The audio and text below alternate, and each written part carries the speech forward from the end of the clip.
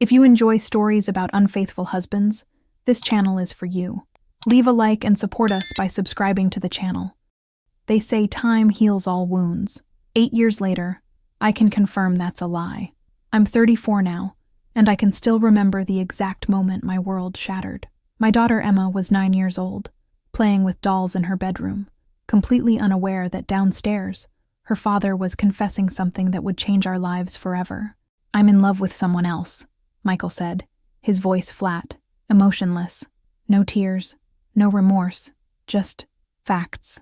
The someone else was Jennifer, my best friend since college, the woman who'd been my maid of honor, the woman who'd held my hand during labor, the woman I'd trusted with every secret, every fear, every dream.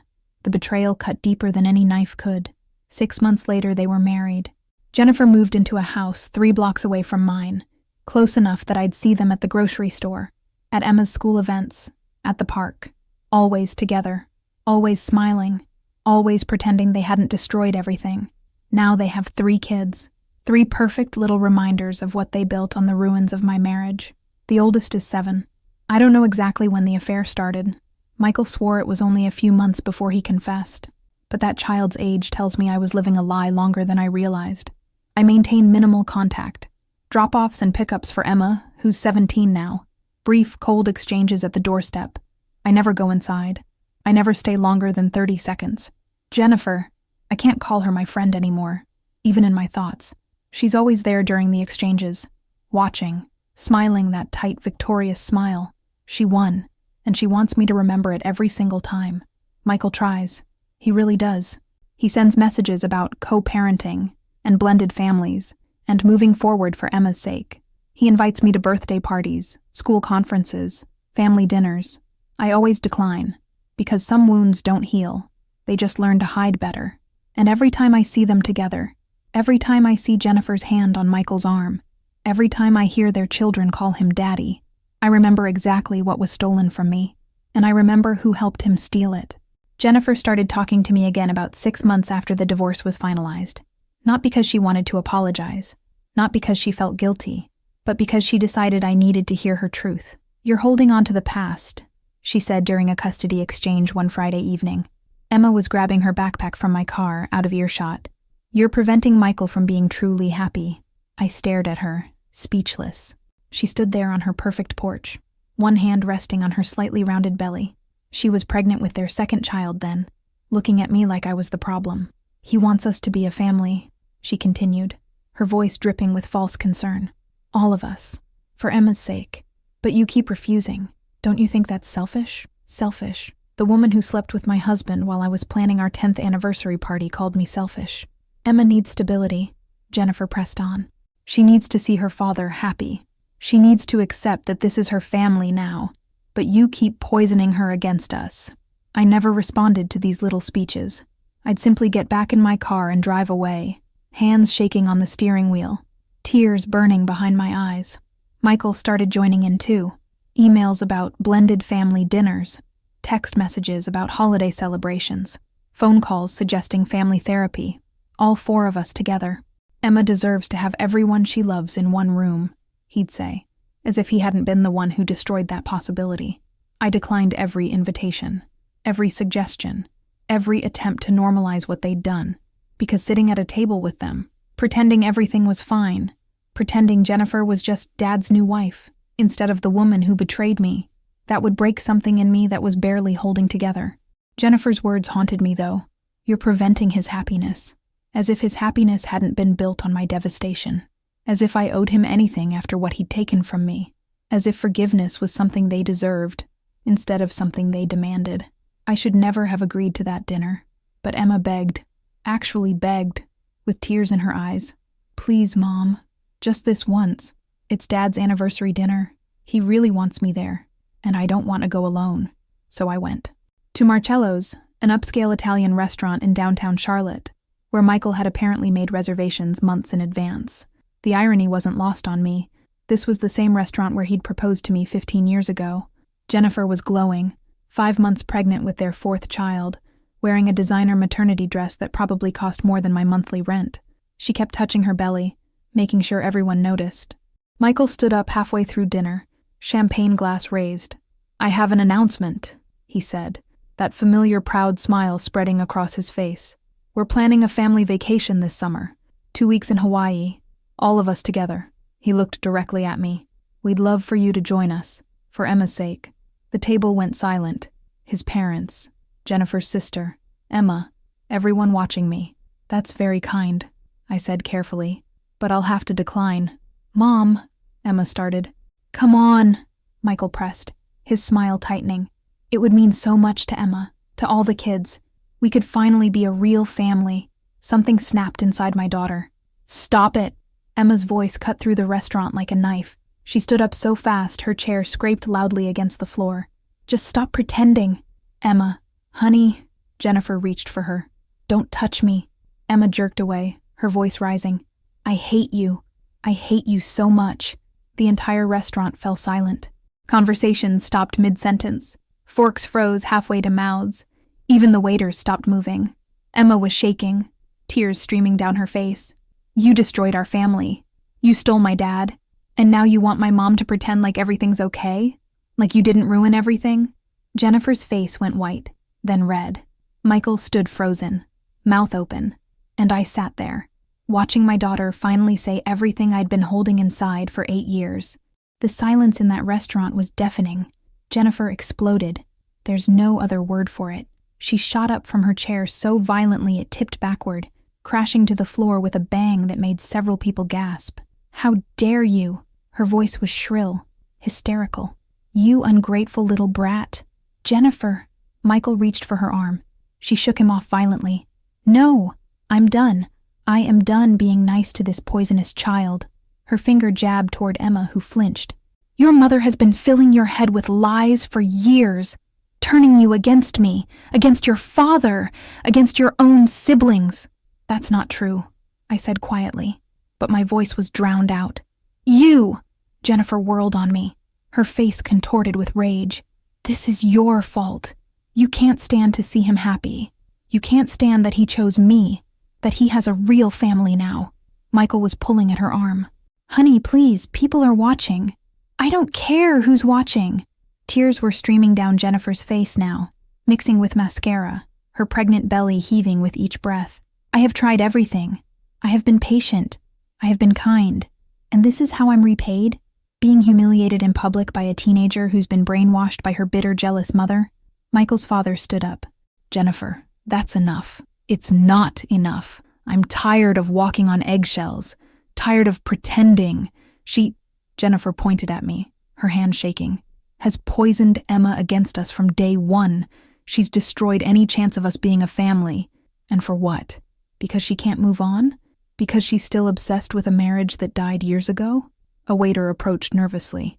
"Ma'am, I'm going to have to ask you to—" "We're leaving," Jennifer shrieked, but nobody moved.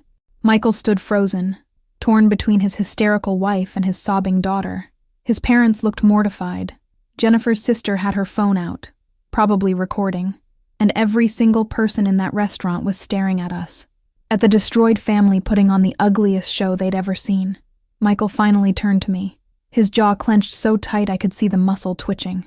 "Make her apologize." His voice was low, dangerous. "Right now." I looked at him, really looked at him. This man I'd loved for 15 years, the father of my child, a stranger wearing a familiar face. "No." "What?" He took a step closer. "Did you just—" I said no. I stood up slowly, placing my napkin on the table with deliberate calm. "Emma has nothing to apologize for. She just humiliated my wife in front of—" "Your wife humiliated herself," I interrupted, my voice steady despite my racing heart. "And Emma told the truth, something neither of you have been very good at." Michael's face flushed red. "You've been poisoning her against us for years. I've never said a single negative word about you to her." The words came out sharp, cutting. "Not one. Every horrible thing Emma knows about what you did, she figured out herself, because she was 9 years old and she wasn't stupid." Jennifer was crying loudly behind him, being comforted by her sister. Michael's parents looked away, uncomfortable. "If you walk out of here right now," Michael said quietly, "if you don't make this right, I will take you back to court. I will fight for full custody. I will— threaten me all you want." I reached for Emma's hand. She grabbed it immediately, her fingers cold and shaking. I'm done pretending that what you two did was acceptable. I'm done making excuses for you. And I'm done letting my daughter suffer in silence to protect your feelings. I looked at Jennifer, mascara streaking down her face. She's been telling Emma for 3 years that she's the problem, that she's the reason your perfect family isn't working. A 17-year-old child, your stepdaughter. Michael opened his mouth, but nothing came out. We're leaving. I guided Emma toward the exit. As we walked through that silent restaurant, past dozens of staring faces, I felt something break inside me. Not my heart. That had broken 8 years ago. This was different. This was the final thread of hope snapping. The hope that somehow, someday, this could be okay. It never would be. My phone wouldn't stop buzzing. 37 text messages from Michael, 14 from Jennifer, 5 voicemails, 2 emails, even a message from his mother on Facebook. I ignored them all. Emma and I drove home in silence that first night. But once we were safely inside, once the door was locked and the world was shut out, she collapsed on the couch and started sobbing. I held her for an hour before she could speak. She hates me, Mom. Emma's voice was small, broken. She's always hated me. Tell me, I whispered. Tell me everything. And she did. 3 years of poisonous comments. Your mom is the reason your dad can't fully love us. Backhanded compliments. You'd be so pretty if you smiled more, like a real daughter would. Deliberate exclusions from family photos. Oh, we didn't think you'd want to be in it since you're always so moody. Emma told me about the time Jennifer forgot to pick her up from school, leaving her waiting for 2 hours in the rain. About birthday parties for her half-siblings where she wasn't allowed to invite her own friends because it's not your party. About Jennifer telling the younger kids that Emma doesn't really love them because she doesn't visit enough. Why didn't you tell me? My heart was breaking with every word, because I didn't want to hurt you more than you were already hurt. Emma looked up at me with red, swollen eyes. And because Dad kept saying if I just tried harder, if I was just nicer to her, she'd eventually love me back. Oh, baby. But she won't. She never will. Because every time she looks at me, she sees you. And she hates you for existing, for being there first, for being the wife he actually chose instead of the woman he cheated with. My 17-year-old daughter had figured out in 3 years what I'd been too heartbroken to articulate in 8. Jennifer didn't hate Emma. She hated that Emma was proof that I came first, that I was the legitimate one, that she would always be the other woman, no matter how many rings Michael put on her finger. The letter arrived on a Tuesday. Cream-colored envelope, expensive stationery, Michael's mother's perfect cursive handwriting, the same handwriting that had addressed my wedding invitations 17 years ago. Dear Sarah, I'm writing to you as a grandmother who loves all her grandchildren equally. The events at the restaurant were unfortunate, but I believe they reveal a deeper problem that needs addressing. Emma is clearly struggling with anger and resentment. While I understand divorce is difficult, continuing to hold on to bitterness serves no one, least of all Emma. She needs to see the adults in her life moving forward with grace and forgiveness. Michael and Jennifer have built a beautiful family, 3 innocent children who adore their older sister. But Emma's hostility is creating a toxic environment for them. They ask why their sister doesn't love them. They cry when she refuses to visit. I know you've been hurt, but it's been 8 years. At some point, we must all choose healing over holding grudges, for the children's sake. Please consider rebuilding bridges. Not for Michael or Jennifer, but for those innocent little ones who just want their family to be whole. With hope. Patricia. I read it 3 times, feeling that familiar guilt trying to take root in my chest. Choose healing over holding grudges, for the children's sake. Those innocent little ones.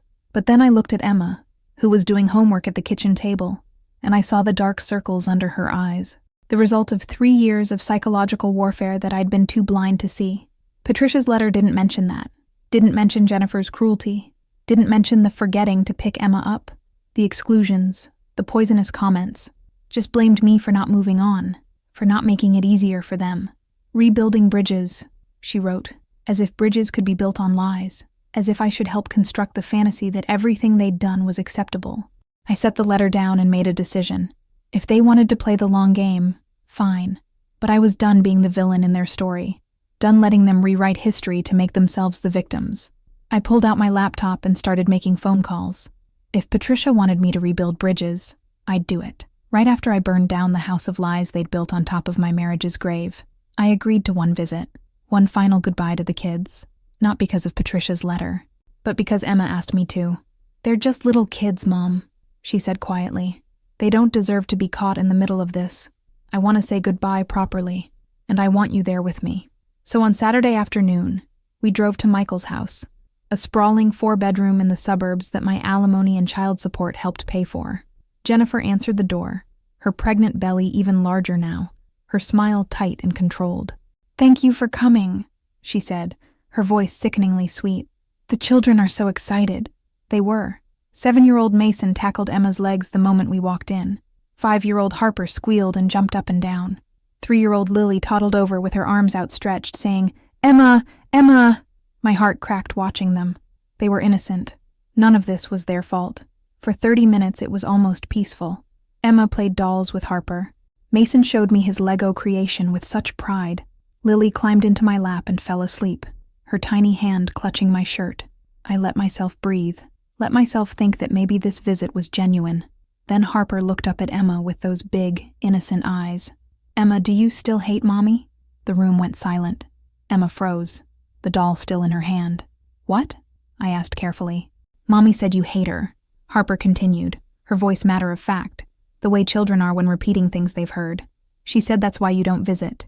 She said you're trying to take Daddy away, but if you say sorry, you can come to Hawaii with us." Mason nodded enthusiastically. "Yeah, Mommy said if you apologize today, everything can be fixed." The setup crystallized in my mind with horrifying clarity. This wasn't a goodbye visit. This was a staged intervention, with 3 children as props, coached to ask the right questions, to deliver the right lines, to make me the villain who refused to apologize and broke their innocent little hearts. I looked up and saw Jennifer standing in the doorway, watching with that tight smile. She'd planned every second of this. I gently moved Lily off my lap and stood up slowly. "Emma, get your things. We're leaving." "Wait." Harper's eyes filled with tears. "But you didn't say sorry yet." Jennifer swept into the room, her performance flawless. "Girls, why don't you go play upstairs for a minute? Mommy needs to talk to Emma and Miss Sarah." Miss Sarah, not even using my name anymore. The moment the children's footsteps faded upstairs, Jennifer's mask dropped. "You're confusing them," she hissed, stepping closer. "Coming here, playing nice, then leaving without giving them closure. Do you have any idea how damaging that is?" "Damaging?" I kept my voice level. "You coach 3 children to manipulate us. You turned this visit into an ambush. I did what I had to do, because you refused to be reasonable." Jennifer's voice was rising. "You're alienating them from Emma. You're poisoning her against this family. And I'm done tolerating it." She pulled out her phone. "I have a lawyer on retainer. I've been documenting everything. Your hostility, your refusal to co-parent, Emma's outburst at the restaurant, and now this, you coming here, upsetting the children, and leaving without resolution." "Jennifer," Michael appeared from the hallway. He'd been watching, probably recording too. "No, Michael, she needs to understand." Jennifer turned back to me, her finger jabbing toward my chest. "If you continue this behavior, I will pursue legal action for parental alienation. I will make sure the court knows exactly what kind of mother you are. And I will fight to restrict your influence on Emma until she turns 18. The threat hung in the air. Then I smiled. "That's interesting," I said quietly, pulling out my own phone, "because I've been recording this entire conversation, including you admitting you did what you had to do by coaching children to manipulate us, and Michael hiding in the hallway while his wife threatened legal action." Jennifer's face went white. "You want to go to court?" I continued. "Let's go. I'd love for a judge to hear how you use children as weapons." I took Emma's hand and walked toward the door. This visit is over. I didn't wait for them to strike first. A week after recording Jennifer's threats, I contacted Betrayed, Stories of Survival, a podcast sharing anonymous infidelity accounts. I told them everything: the affair, the manipulation, Jennifer coaching children. My episode went live Tuesday morning. Within days, thousands listened. Messages poured in. Women told to move on. Men fighting manipulative exes in court. People feeling less alone. For 8 years I'd been called bitter, jealous, unable to let go. Now strangers validated what I'd known. I wasn't wrong to still hurt. Rebecca, an old college friend, recognized my story and reached out. 3 years before your divorce, she said over coffee, guilt in her eyes. Jennifer asked me how to pursue a married man without being obvious. I thought she was joking. I should have told you. 3 years before.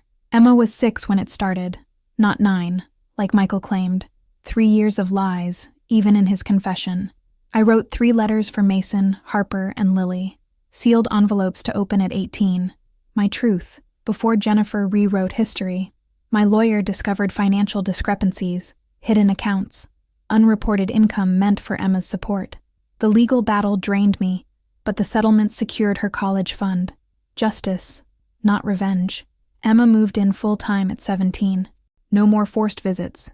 No more hostile custody exchanges. Therapy taught me healing didn't require forgiveness.